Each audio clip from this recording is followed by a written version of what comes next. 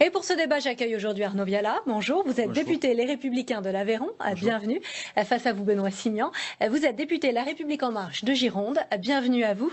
Bienvenue à tous. Nous allons donc analyser et débattre des questions qui vont être posées au gouvernement cet après-midi. Nous les découvrons avec vous, Ludovic Faux, car vous avez pu en prendre connaissance. Oui Marion, alors aujourd'hui, sans surprise compte tenu de l'actualité, plusieurs questions concerneront la réforme de la SNCF et la grève qui commence aujourd'hui, avec notamment une question du groupe majoritaire, La République En Marche, qui demandera au gouvernement de faire le point sur les discussions en cours avec les syndicats. D'autres questions sur ce thème viendront du groupe Nouvelle Gauche et du groupe UDI Agir. Sur ce sujet, il sera intéressant de voir si au-delà de la ministre des Transports, Elisabeth Borne, le Premier ministre Édouard Philippe monte lui aussi au créneau au cours de cette séance de questions d'actualité. Alors ceci dit, la réforme de la SNCF ne sera pas le seul sujet du jour. Deux questions porteront par exemple sur la lutte contre la fraude et l'évasion fiscale, l'une du groupe communiste, l'autre du groupe La République En Marche. Voilà Marion pour quelques-unes des principales questions du jour. Merci à vous Ludovic. Et on commence donc avec cette grève à la SNCF, une grève suivie avec 33,9% des agents de la SNCF. Et le mouvement semble parti pour durer 2 jours par semaine pendant 3 mois. Ludovic Faux, vous êtes justement avec Alain David, député Nouvelle Gauche de Gironde, qui va interpeller le gouvernement sur cette grève. Oui, monsieur Alain David, vous allez poser une question au gouvernement sur cette réforme de la SNCF. Concrètement, qu'allez-vous demander tout à l'heure dans l'hémicycle ? Ce qui intéresse les Français, ce sont les mobilités. Et au lieu de traiter en priorité les mobilités, le gouvernement traite particulièrement le problème de la SNCF. Et puis, au lieu de traiter le problème de la SNCF, le gouvernement s'en prend directement aux cheminots. C'est une provocation, en notre sens, qui était inutile et qui amène directement à justifier cette grève qui a été lancée par les cheminots et auquel nous apportons notre soutien. C'est-à-dire que vous dénoncez une réforme dogmatique finalement ?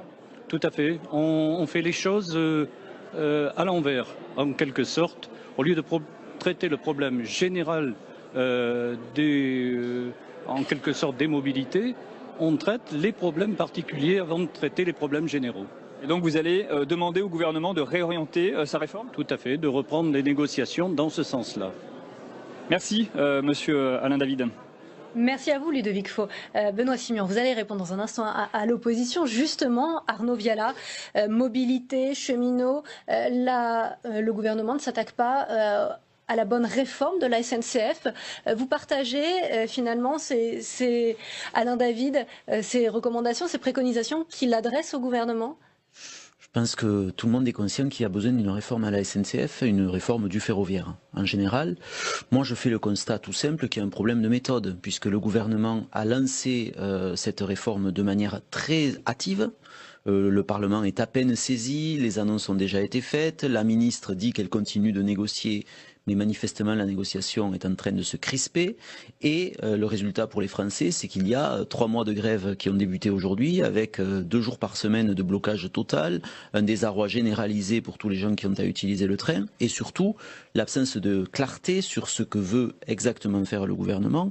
S'il y a un point que je partage avec le collègue qui vient de s'exprimer, c'est qu'il faut absolument inscrire cette réforme dans un champ plus large qui est celui des mobilités pour tous. Parce qu'il ne faut pas se cantonner aux territoires les plus métropolitains qui sont desservis par des systèmes rapides comme le TGV, etc.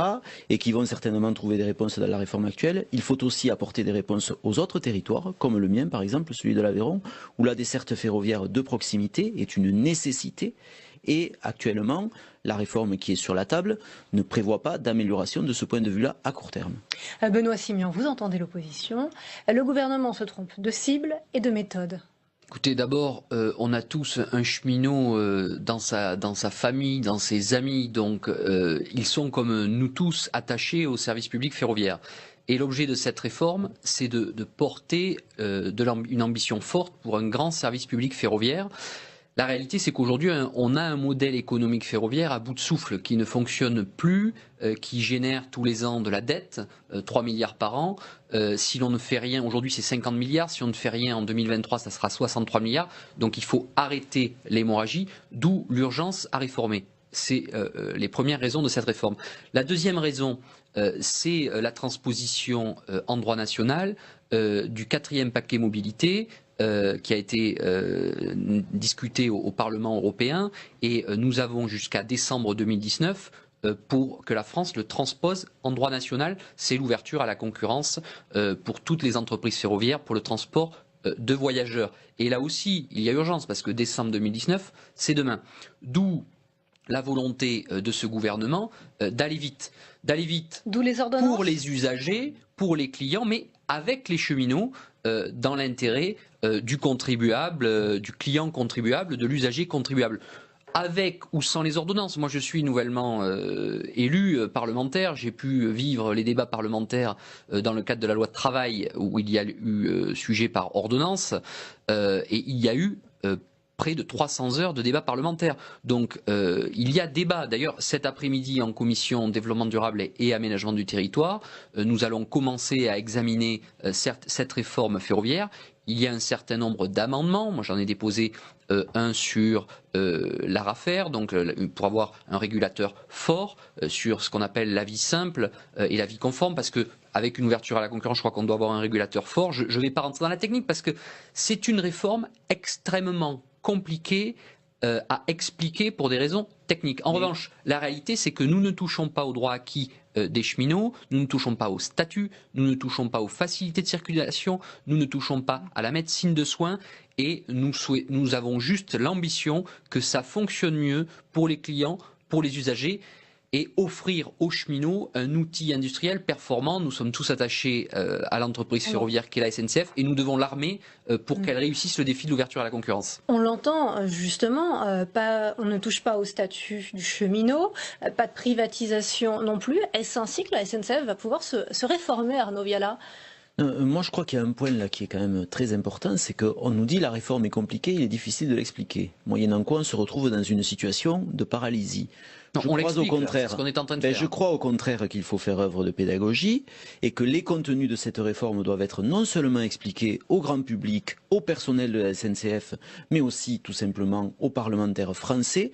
Et moi, je trouve effectivement qu'en la matière, le choix des ordonnances est une erreur, contre laquelle d'ailleurs nous souhaitons nous exprimer, parce qu'il faut absolument que le Parlement puisse non seulement débattre, mais aussi enrichir cette réforme, dont je pense à bien des égards qu'elle peut aller plus loin pour satisfaire durablement les besoins de mobilité des Français partout sur le territoire. Plus loin, c'est-à-dire aller dans quel sens ? Mais c'est-à-dire que par exemple le décalage de temps entre la mise à la concurrence des très grandes lignes à grande vitesse, etc., et le reste du réseau fait courir un risque par rapport à la qualité de la desserte. On le voit avec le modèle italien qui nous précède de quelques années, où effectivement il y a eu des améliorations de par la transposition et l'ouverture à la concurrence sur les grandes lignes, et à contrario, les lignes de desserte de proximité sont en souffrance avec des réseaux complètement laissés à l'abandon, des trains surchargés, peu de ponctualité, etc. Donc on a besoin de ça si on veut que la France relève le défi de son déploiement d'infrastructures et aussi de la répartition de la démographie sur son territoire. Benoît Simion, quand Elisabeth Borne dit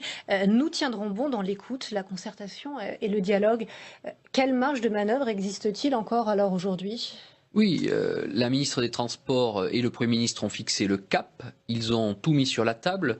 La procédure des ordonnances, contrairement à ce que me dit le collègue, est inscrite en droit parlementaire. Elle permet quand même... Elle ne doit pas devenir la règle. Elle permet de mener en même temps une large concertation. C'est ce que la ministre est en train de faire depuis début mars.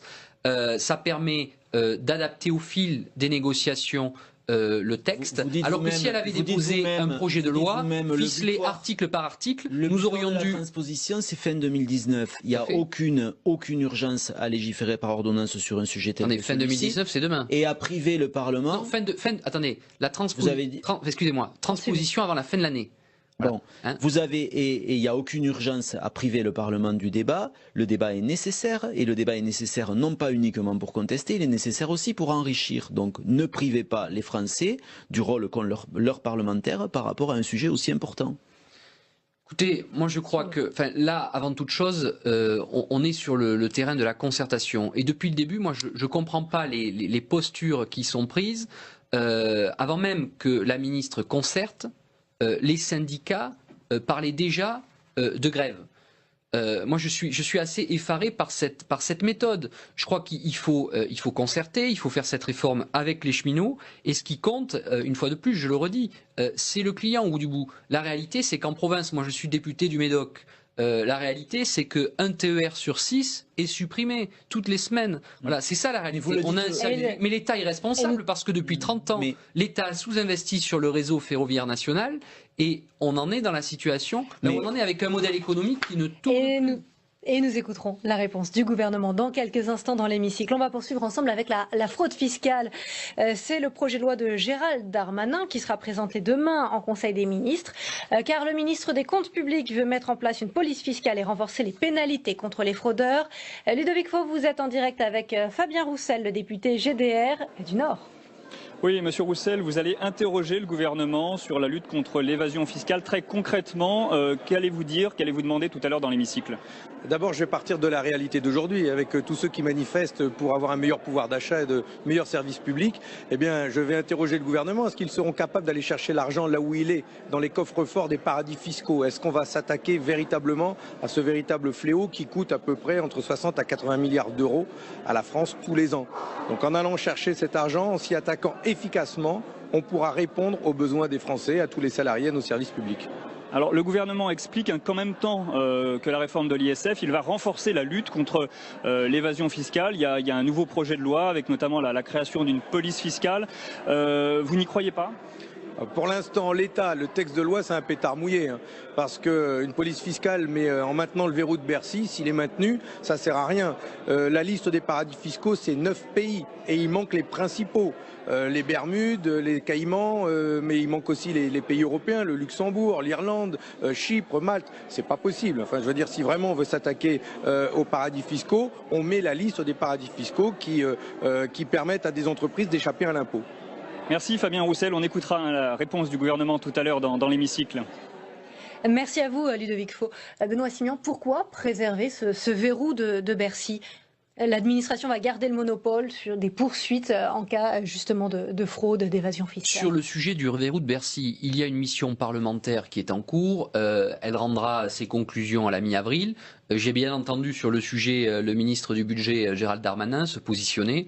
Donc moi j'attends avec hâte les conclusions de cette mission parlementaire qui sera rendue fin avril. Il y aura peut-être débat. Écoutez, en tout cas, il faut attendre d'avoir les éléments pour pouvoir analyser de façon sereine ce sujet-là, qui est un sujet sérieux, parce qu'en effet, on a pu voir au fil des débats qu'il y avait du positif et aussi des inconvénients à faire sauter le verrou de Bercy. Donc je crois que loin de tout débat passionnel et de politique politicienne, il faut examiner sereinement cette question-là. C'est ce qu'est en train de faire cette mission parlementaire. Arnaud Viala, certaines affaires ont fait grand bruit, les SwissLeaks ou encore LuxLeaks, Panama Papers récemment. C'en est fini à l'avenir avec cette loi, notamment sur l'évasion fiscale, la fraude fiscale. Ça vient d'être dit, cette loi seule ne résoudra pas tout. Je pense que l'intention est tout à fait louable et qu'il faut aller dans ce sens car on ne peut pas tolérer ça. Je pense en outre que la question du verrou de Bercy est effectivement cruciale à trancher. Nous participons activement à la mission d'information parlementaire avec notre collègue Éric Diard qui y est investi pleinement. Et ce que je voudrais dire aussi, c'est qu'au-delà de ça, et pour l'ensemble des contribuables, il y a un débat à ouvrir sur la compréhension de l'impôt et la façon dont on rend l'impôt français plus lisible pour le contribuable. Je ne justifie en rien ceux qui cherchent évidemment à contourner. Comme Bernard Arnault. Mais en revanche, on a besoin de faire en sorte que la situation de la France vis-à-vis de la fiscalisation du travail, de l'économie, rendent possible une meilleure lisibilité, une meilleure acceptabilité, et bien sûr, ceux qui contreviennent, à mes yeux, doivent être sanctionnés. Quand on vient d'apprendre que Bernard Arnault aurait fait l'objet d'un redressement fiscal d'1 milliard d'euros après sa domiciliation en Belgique, cela justifie ce type de loi aujourd'hui, Benoît Simian. Quelles avancées par rapport à 2013 ? Je n'ai pas de commentaire à faire sur cette affaire. En revanche, la réalité, c'est que cette loi a deux objets. D'abord renforcer les moyens de détection avec, comme l'a dit le ministre du Budget, la mise en place d'une police fiscale, et enfin renforcer les moyens de sanction. Et là, ça peut passer par le fameux name and shame, où on désigne par publicité obligatoire les fraudeurs. Et là, forcément, ça touche à l'image. Donc, forcément, ces fraudeurs-là sont très attachés à leur image. Voilà, c'est les deux moyens, moi, que je retiens de cette réforme qui est proposée et qui sera débattue dans les prochains mois à l'Assemblée nationale. Un dernier mot très rapidement, Arnaud Viala, c'est une loi française. Faut-il aussi lutter à l'échelle européenne, finalement, pour une meilleure liste des paradis fiscaux? C'est sûr, il faut lutter à l'échelle européenne et il faut en outre que cette loi ouvre le débat aussi de la publication des résultats des grosses entreprises qui ne sont pas nécessairement en fraude fiscale, mais dont on sait très bien que parfois, lorsqu'on légifère en France sur la dimension économique, mais aussi les volets sociaux, on a besoin de connaître la nature de leurs profits pour qu'ensuite on puisse, à juste titre, leur réclamer des retombées pour ceux en particulier qui travaillent pour elles. Pour que les multinationales ne contournent donc pas l'impôt tout en restant dans la légalité. Merci à vous, Benoît Simian, Arnaud Viala. Merci d'avoir participé à ce débat.